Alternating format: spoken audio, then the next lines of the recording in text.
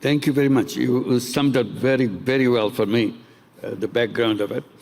I would have hated myself sitting there and watching an ASEAN session going on here on the stage. You saved me, I'm here. So I'm very happy to be here with everybody in ASEAN. And thank you for giving me this opportunity.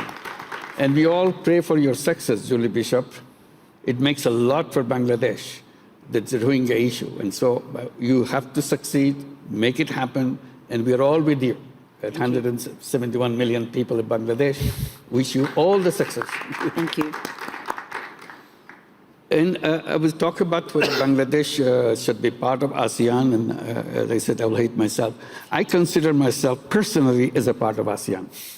It goes for a long time. It's, because when I started my work, the first country that adopted our work was Malaysia. Amana Ikhtiar, Malaysia, and next to your constituency. Anwar has become a very good friend since then. We have been very close, and enthusiasm that he showed in our work, as a result, is a spread. The whole idea of microcredit spread all over Malaysia. And that was the beginning of the idea of microcredit going out of Bangladesh. That's the first country. So that brought me so close to Malaysia, and it became stronger and stronger relationship with Malaysia. We feel extremely well connected together. So I don't see why we cannot be together in ASEAN. And my friend, Prime Minister Anwar, has already assured me that somehow we will become a part of ASEAN, starting with the dialogue partner, which is available, hopefully, because emotionally we're so close to make it happen. And then came Indonesia, next to Malaysia. This is the Karya Usaha Mandiri.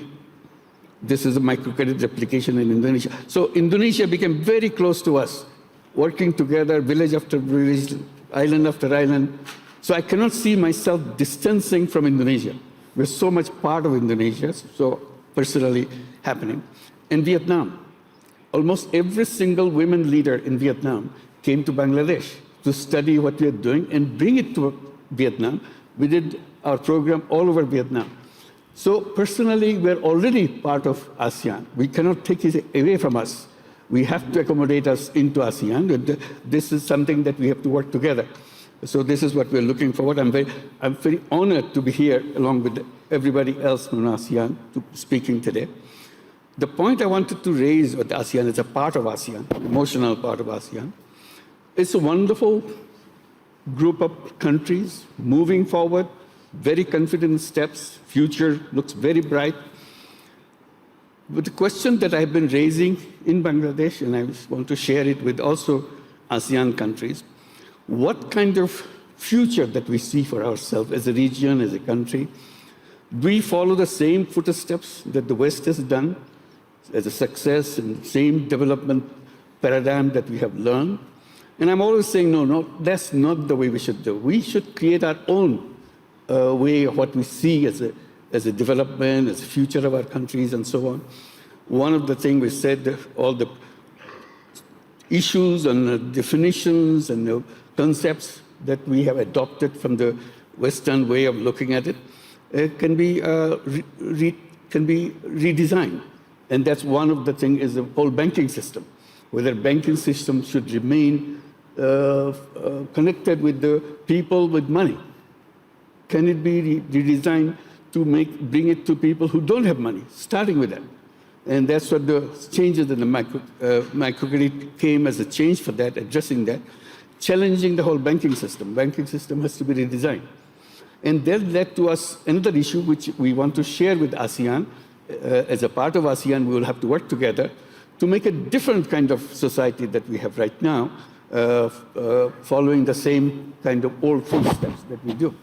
Avoid the whole wealth concentration issue completely, right from the beginning. Because otherwise, if you follow the same step, we go back to the same thing with all the concentration of wealth. It's a globally concentration of wealth is going on, and that will be a disaster for future.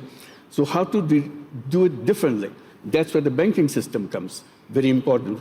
Making availability of the finance to the people And that should be part of the whole ASEAN paradigm, that this is what we do. We ensure that no matter who a person is, either a poor person, a rich person, man or woman, as a human being, I'm entitled to it. I can change my own life. And that's what the kind of mission should be integrated into the ASEAN way of thinking. It's not the same thing, but we adopt many things, but we also add things. And that led to the issue of entrepreneurship, which we have been talking in Davos. Klaus Schwab has created, and with Hilde Schwab, the Foundation for Social Entrepreneurship. So the whole idea of social entrepreneurship comes, how to create an economy based on social entrepreneurship, rather than just follow the same path of profit maximization, growth, and so on. How much growth is important, how much sharing of wealth is important, so together. So those are the things that we have to address together in ASEAN framework to make sure we not only progress, we also progress in a different way, as becoming an example for the rest of the world. We should not be just copying things the way it happened in the past, and allowing the young people to take lead. This we have coming from Bangladesh, coming from the uprising of the young people from Bangladesh is very, very strong right now with us, to show that what the capacity of the young people, how to bring up the young people to lead the nation, lead the people with their ideas, with their concept, their technology. They are completely different kind of generation, unlike the generation that who run the country. So how to make sure we adopt them, bring them forward, so that they can bring their ideas and leadership and concepts to impact on the economy and the society as it together. So those are the issues that we want to raise it, and we'll be very happy to join ASEAN. We are waiting for it very eagerly, and we want to do a job which will be something for the world to see. It's a very different kind of region which grew with a different kind of framework. Thank you very much. Well, I feel very confident that the success of this ASEAN region group is guaranteed. It's only a question of how you design it so that you don't repeat the mistakes others have done.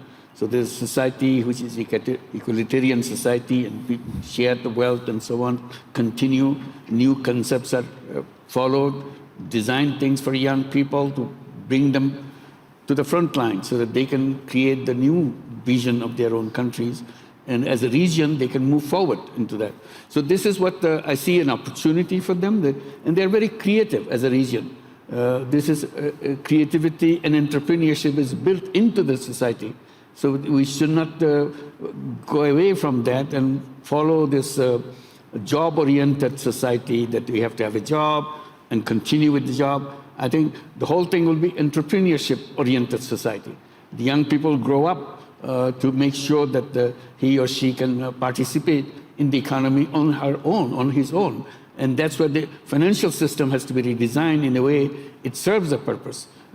Social business funds can be created so that the funds can be available to the young people. This educational system can be redesigned so that this is not getting a degree to get a job, kind of the conventional way of thinking.